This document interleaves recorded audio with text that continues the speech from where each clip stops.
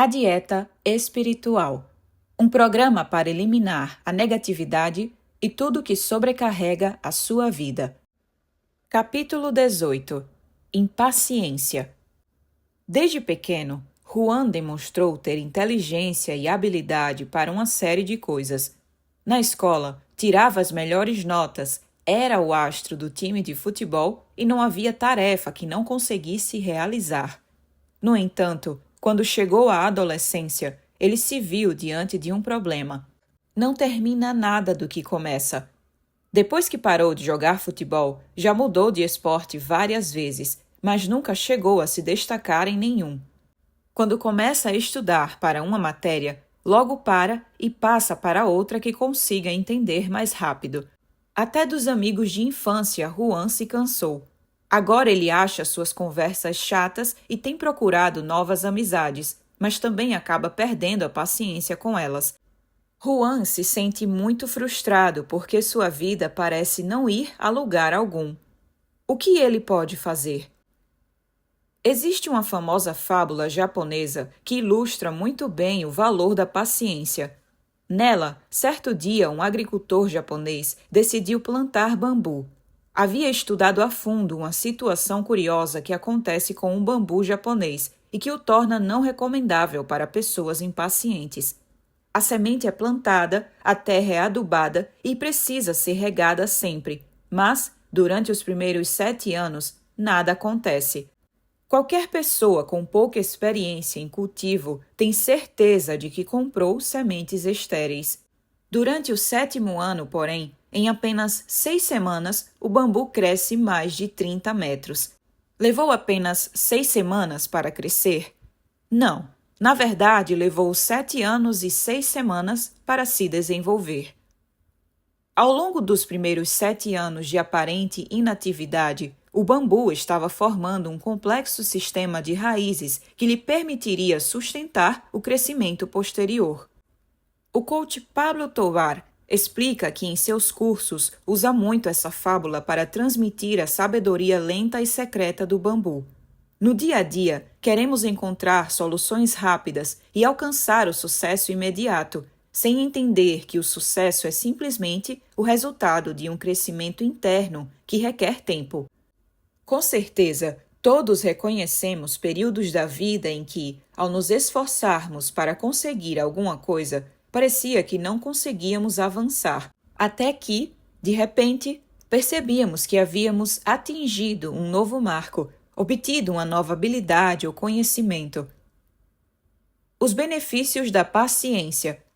A paciência pode nos trazer benefícios em todos os âmbitos da vida, do familiar ao profissional. Na verdade, podemos colher seus frutos em qualquer situação em que precisamos interagir com o próximo. Evita a raiva e a frustração. Essas emoções estão por trás de muitos transtornos emocionais e psicológicos, como a depressão.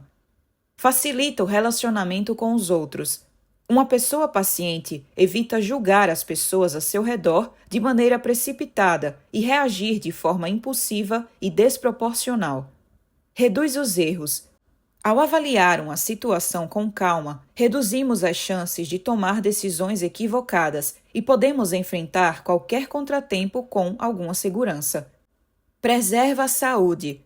Quando incorporamos a paciência às nossas características básicas, reduzimos o ritmo cardíaco e a tensão arterial e evitamos diversas doenças relacionadas ao estresse. Além de tudo, a paciência tem uma função reguladora importante. Realiza a mediação entre nosso mundo interior, que nutrimos com nossos anseios e desejos, e o exterior. É um mecanismo que nos permite conciliar os dois mundos e atingir objetivos com um desgaste mínimo. Portanto, não representa nenhum tipo de freio, apenas otimiza nossos recursos. A lição do eremita. No livro O Poder da Paciência, escrito pelo Dalai Lama, há um texto introdutório escrito pelo tradutor da obra que apresenta uma fábula contada pelos monges tibetanos a seus discípulos. A história narra o encontro entre um eremita que vivia sozinho nas montanhas e um pastor. Certo dia, o pastor passou, por acaso, diante da caverna do eremita. Intrigado, perguntou aos gritos: "O que você está fazendo aí sozinho no meio do nada?"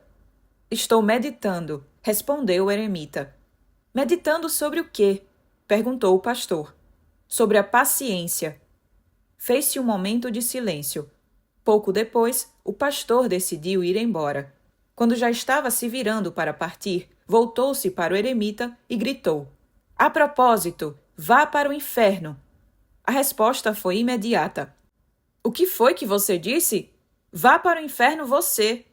O pastor caiu na gargalhada e recordou ao eremita que ele estava ali para praticar a paciência.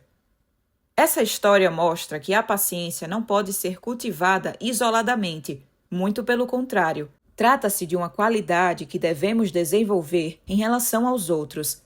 A introdução tenta ainda explicar o conceito de paciência apresentado no livro. Ao recomendar a prática da paciência, o monge Shantideva não está dizendo que devemos nos submeter aos abusos e à dominação dos outros, nem nos aconselhando a simplesmente aceitar a dor e o sofrimento. O que ele sugere é a adoção de uma postura firme diante da adversidade. Em sua proposição, o Dalai Lama diferencia submissão e tolerância e ressalta que a verdadeira tolerância só pode surgir quando tomamos uma decisão consciente de não usar a vingança como defesa diante de um dano real ou imaginário. O ponto-chave desse argumento é que a decisão deve ser tomada de forma consciente. Embora nem Shantideva nem o Dalai Lama apresentem uma definição precisa do significado, segundo a concepção budista de seu princípio, a paciência é uma resposta firme contra a adversidade e nasce de um temperamento equilibrado e sereno diante de qualquer problema, seja ele interno ou externo. A análise do Shantideva sobre a paciência deve ser interpretada dentro do contexto do que podemos considerar as 3 características da paciência. Número 1.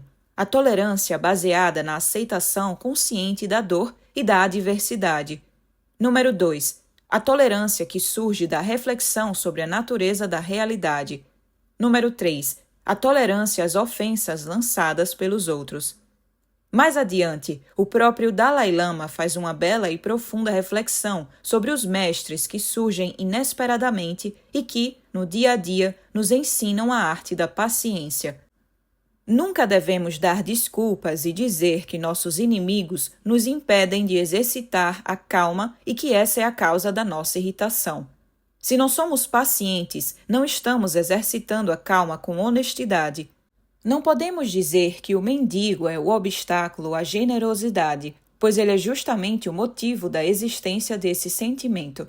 Por outro lado, não são muitas as pessoas que nos irritam e testam nossa paciência, e precisamos delas para exercitá-la. Encontrar um verdadeiro inimigo é tão difícil que deveríamos ficar felizes por ter um e apreciar os benefícios que ele nos oferece. Nosso inimigo merece ser a primeira pessoa a quem devemos agradecer por alcançarmos os méritos que ele próprio nos permite adquirir. Assim, ele é digno de respeito pelo simples fato de nos permitir praticar a paciência. A arte da paciência. Ramiro Calle, pioneiro no ensino da yoga na Espanha, é autor do livro que leva justamente o título El arte de la paciencia, a arte da paciência. Segundo ele, a mente cria sofrimento em seu estado normal. Ela é conflituosa, voraz, insatisfeita, é confusa e instável. Com frequência, sofre com suas próprias contradições, confusões, avidez e repulsa. Ela está comprometida com a ignorância, com a divisão, pois durante anos criou uma atmosfera de medo, paranoia, hostilidade e egocentrismo. Nela se estabelecem venenos como o ódio, o ciúme, a inveja, entre tantos outros. A mente não é bela. Às vezes, fazemos dela uma verdadeira bagunça. Limpamos nosso corpo com todo o cuidado, mas largamos à mente as traças. Uma mente confusa gera confusão. Uma mente agressiva produz agressividade. Se a mente é a base de tudo, como dizia Buda com toda a razão, a qualidade do que surgir a partir dela refletirá a qualidade de quem a produz. Em uma mente competitiva, confusa, insatisfeita, não pode haver compaixão. Uma mente como essa não consegue sequer trabalhar bem em cooperação. Ela se debate em sua própria ansiedade. Assim é a mente da maioria dos seres humanos, confusa, sem serenidade, sem inocência, sem vitalidade. Uma mente assim produz desprezo, hostilidade, confusões e mais confusões, ansiedade atrás de ansiedade. A mente que se estabelece sobre seus condicionamentos limitadores está contaminada, pressionada por hábitos coagulados e cheia de obstruções. Essa mente precisa de clareza, de abertura, de uma criatividade útil.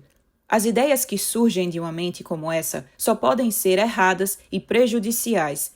Esse tipo de mente é nocivo para o próprio indivíduo e para os outros, gera uma violência sem limites e, claro, não ajuda na verdadeira busca interior e na evolução consciente. Sementes de sabedoria para cultivar a paciência. A paciência é uma árvore de raiz amarga, mas de frutos muito doces. Provérbio persa. O melhor fogo não é aquele que se acende rapidamente. George Eliot. A paciência é a fortaleza do fraco e a impaciência a fraqueza do forte. Immanuel Kant. Quando decide fazer algo, o homem comum põe tudo a perder por ter pressa para terminar. Lao Tse. Em um momento de fúria, a paciência evita 100 dias de dor. Provérbio tibetano. Adote o ritmo da natureza. Seu segredo é a paciência. Ralph Waldo Emerson. Por isso é importante meditar, trabalhar a atenção e a paciência. Em seu livro, Ramiro Calle define a paciência da seguinte maneira: paciência é esperar, mas não só isso. É também esperar com serenidade, com a mente imperturbável. Isso requer muito autocontrole, maturidade emocional e um entendimento claro. Calle também define a paciência como uma força reguladora que nos fornece equilíbrio, nos permite enfrentar os acontecimentos de maneira tranquila, constante e sem desespero, e nos torna capazes de permanecer estáveis e imperturbáveis, mesmo diante das adversidades. A paciência é um antídoto poderosíssimo contra a frustração, a raiva, a cólera, o rancor e a irritabilidade em geral. De seu livro, podemos extrair algumas recomendações para desenvolver a paciência. Número 1. Pratique exercícios de meditação que lhe permitam alcançar a mente em meio ao turbilhão de pensamentos desarmônicos e contraditórios. Número 2. As artes marciais, como o Tai Chi Chuan e o Aikido, são excelentes recursos para desenvolvermos o autocontrole, a respiração e a harmonia entre a mente e o corpo. Número 3. Evite tomar decisões sob pressão externa ou, muito menos, interna.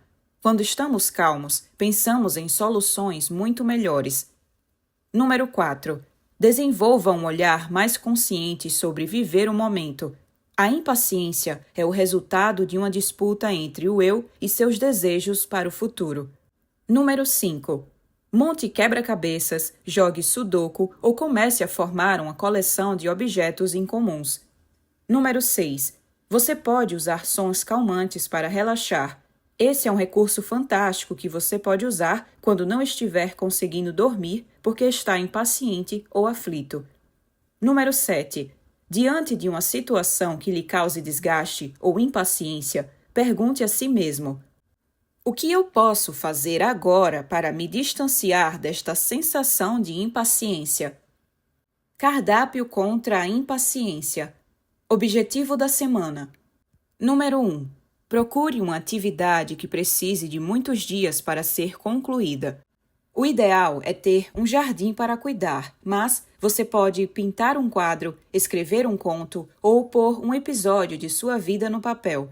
As tarefas de bricolagem, por exemplo, exigem paciência. Número 2. Em vez de comprar pela internet, vá até a livraria e encomende um livro que não esteja disponível. Número 3. Pelo menos uma manhã por semana, compre alimentos frescos no mercado.